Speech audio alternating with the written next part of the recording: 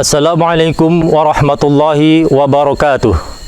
Alhamdulillahi wa kafa, wassalatu wassalamu ala nabiyil mustafa wa ala alihi wa ashabihi ahli sidqi wal wafa.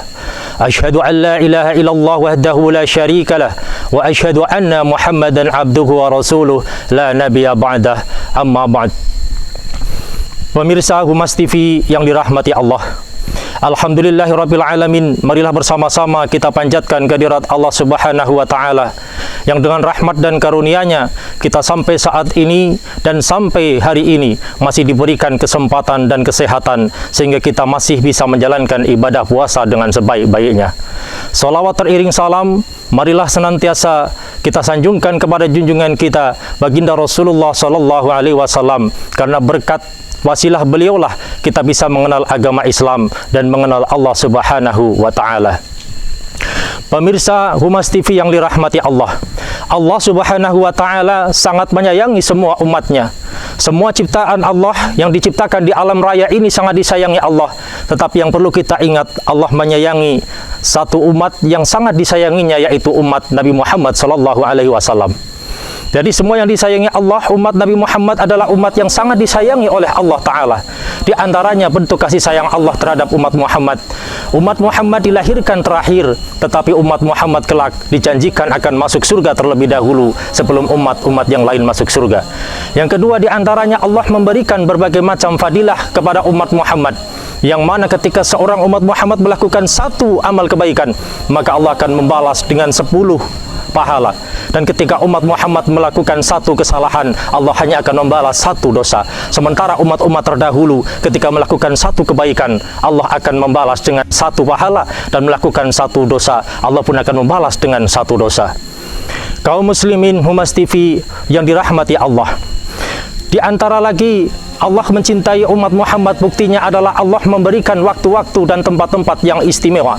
Di antaranya dalam sehari semalam ada waktu yang istimewa untuk umat Muhammad, yaitu sepertiga malam terakhir.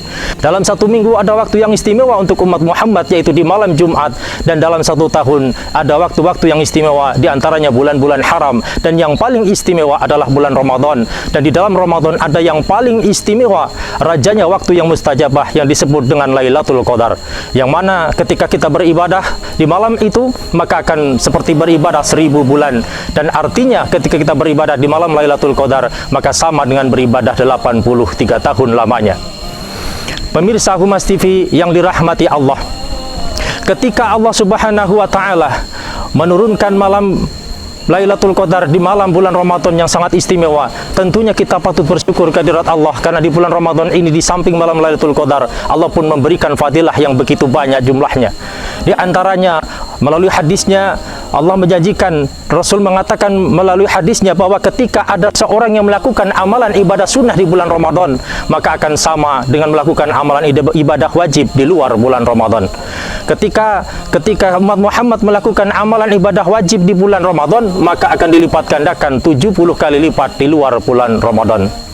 Pemirsa Humas TV yang dirahmati Allah, ketika kita sudah mengetahui betapa besarnya fadilah bulan Ramadan, maka mestinya ketika menyambut bulan Ramadan maka akan disambut dengan sukacita.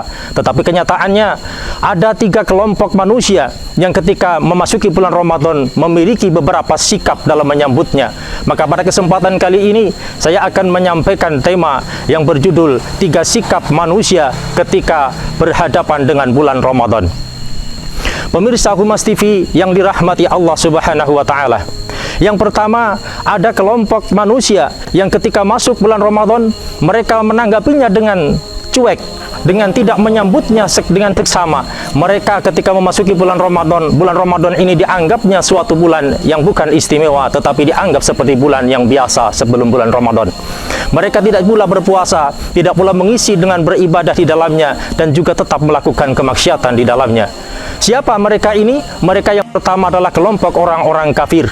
Kelompok orang-orang yang tidak percaya bahwa Allah menurunkan bulan Ramadan ini adalah sebuah berkah bagi umat Islam semuanya, maka orang-orang kafir ini meremehkannya. Kaum muslimin Humas TV yang dirahmati Allah, orang-orang kafir ini memiliki berbagai tingkatan. Tingkatan yang pertama ada yang disebut dengan kafir biwujudillah. ini adalah kafir yang paling tinggi. Artinya orang yang kafir yang tidak percaya dengan adanya Allah dan tidak pula percaya dengan adanya Tuhan. Yang kedua, ada yang disebut dengan kafir biwahdaniyatillah, adalah seorang yang kafir dengan keesaan Allah karena orang ini masih menduakan Allah sebagai Tuhannya. Dan yang ketiga, ada yang disebut dengan kafir bisyariatillah. Orang yang ketiga ini adalah orang yang tidak percaya dengan syariat Allah, sehingga ketika dia melakukan apapun yang dilaksanakannya akan menyimpang dari syariat-syariatnya Allah. Dan yang keempat adalah kafir bi ni'matillah, dan orang yang keempat ini tidak percaya dengan nikmatnya Allah yang diberikan kepadanya, sehingga ketika dia berhasil dia akan menepuk dada, dia mengatakan ini hasil usaha saya, bukan hasilnya yang dibantu oleh Allah. Maka orang yang kafir ini tidak akan menyambut Ramadan dengan seksama, tetapi akan dijalaninya dengan menyepelekannya. Pemirsa Humas TV yang dirahmati Allah, yang kedua, ada kelompok-kelompok yang ketika memasuki bulan Ramadan maka akan dilaluinya dengan bersedih hati, seolah-olah dari segi jasad, dari segi fisik orang ini bergembira, tetapi di dalam hatinya seyogyanya dia bersedih, karena yang tadinya bisa berjualan dengan bebas, yang tadinya bisa melakukan makan dan minum dengan bebas, tetapi ketika memasuki bulan Ramadan ini mereka tidak lagi bisa melakukan dengan bebas seperti sedia kala. Maka orang ini ketika beribadah pun melakukan ibadahnya dengan bermalas-malasan. Siapa mereka? Yang kedua, ini adalah kelompok orang-orang yang disebut dengan munafik. Di dalam surat An-Nisa ayat 142 Allah berfirman, innal munafiqina yukhadi'unallaha wa huwa khadi'uhum. Sesungguhnya orang-orang munafik itu menipu Allah dan Allah pun membalas tipuan mereka. Wa idza qamu ila sholati, ketika mereka mendirikan salat, qamu kusala, mereka dengan bermalas-malas. Yura'unan nas, orang munafik ini beribadah karena riya kepada manusia, hanya ingin dilihat oleh manusia, tetapi ketika tidak dilihat dan tidak dipuji oleh manusia, mereka akan bermalas-malahan. Wala yadhkurunallaha illa qalila, mereka sedikit mengingat Allah. Kaum muslimin Humas TV yang dirahmati Allah, selanjutnya kelompok yang ketiga adalah kelompok yang bersukaria dalam menyambut bulan Ramadan ini. Itulah yang disebut dengan orang-orang yang beriman. Oleh karena itu di dalam surat Al-Baqarah ayat 183 Allah berfirman, ya ayyuhalladzina amanu kutiba alaikumusiyam. Kenapa kalimat panggilan yang diberikan oleh Allah dengan kalimat ya ayyuhalladzina amanu, bukan ya ayyuhannas atau kalimat-kalimat yang lain? Karena Allah Maha tahu, dikhususkan panggilan puasa itu hanya untuk orang yang beriman, karena hanya orang yang berimanlah yang bisa melaksanakan puasa dengan sebaik-baiknya. Karena orang yang beriman ini bisa menjaga puasa dengan penuh keikhlasan kepada Allah Subhanahu wa taala. Pemirsa Humas TV yang dirahmati Allah, kita telah mengetahui ada beberapa kelompok ketika memasuki bulan Ramadan ini. Maka sebelum saya akhiri tausiah ini, saya ingin memberikan sebuah kisah bahwa ada seorang yang menghormati bulan Ramadan yang kemudian mendapatkan rahmat dari Allah. Ada kisah di zaman dahulu, ada seorang majusi. Orang majusi adalah orang yang Tuhannya api dan menyembah api. Suatu saat seorang majusi ini memiliki seorang anak yang tidak berpuasa karena dia bukan seorang yang muslim. Maka ketika itu anaknya tadi makan di siang hari di bulan puasa.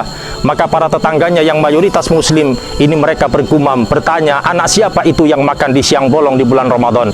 Maka ketika gumaman para tetangganya ini terdengar oleh orang majusi tadi, maka anaknya kemudian dipanggil dan dimarah oleh orang majusi tadi. Dikatakan, nak, apakah engkau tidak mengetahui ini adalah bulan Ramadan, bulan yang dihormati oleh umat muslim di sekitar kita? Maka mestinya engkau jangan makan sembarangan, mestinya engkau jangan melakukan sesuatu yang membuat mereka sakit hati. Maka kita hormati bulan Ramadan ini. Kata anaknya, ayah, baiklah, selama ini aku tidak tahu kalau mereka sedang berpuasa, maka aku tidak akan mengulanginya lagi, kata anaknya. Kaum muslimin, pemirsa Humas TV yang dirahmati Allah, apa yang terjadi? Setelah orang ini melarang anaknya si majusi tadi, kemudian beberapa hari kemudian beliau meninggal dunia. Setelah beliau meninggal dunia, salah seorang yang soleh di sekitarnya tadi bermimpi berjumpa dengan beliau setelah meninggal. Yang anehnya, orang yang soleh tadi melihat di dalam mimpinya si majusi tadi diberikan mahkota, diberikan tempat yang istimewa oleh Allah di dalam kuburnya. Kemudian orang yang soleh tadi bertanya, wahai bapak, kalau aku melihat bapak ini sekarang mendapatkan kemuliaan, bukankah bapak dulunya seorang yang majusi? Kenapa Allah bisa memberikan kemuliaan seperti ini? Kata orang yang soleh di dalam mimpinya. Si majusi tadi menjawab, betul, aku dulu seorang yang majusi, tetapi berkat aku melarang anakku karena menghormati bulan Ramadan, maka kemudian ketika aku menjelang meninggal, menjelang ajalku, Allah memberikan hidayah kepadaku, maka kemudian aku masuk Islam, dan sebelum aku meninggal dunia, aku telah diberikan hidayah oleh Allah, sehingga aku diampuni dan mendapatkan rahmat seperti ini dari Allah Ta'ala. Pemirsa Humas TV yang dirahmati Allah, dari kisah tersebut betapa hebatnya rahmat Allah di bulan Ramadan ini, sampai orang yang non-muslim pun yang majusi tadi bisa mendapatkan rahmatnya, apalagi ketika kita sudah beragama Islam dan kita bisa mengisinya dengan sebaik-baiknya. Maka mudah-mudahan pada kesempatan yang mulia ini, di bulan Ramadan yang mulia ini, kita semua bisa mendapatkan rahmat, bisa mendapatkan maghfirah, dan bisa mendapatkan pembebasan dosa dari Allah Ta'ala. Dari saya, sekiranya ada kesalahan dan kehilafan, mohon maaf yang sebesar-besarnya. Wallahul muwaffiq ila aqwamit thoriq. Wassalamualaikum warahmatullahi wabarakatuh.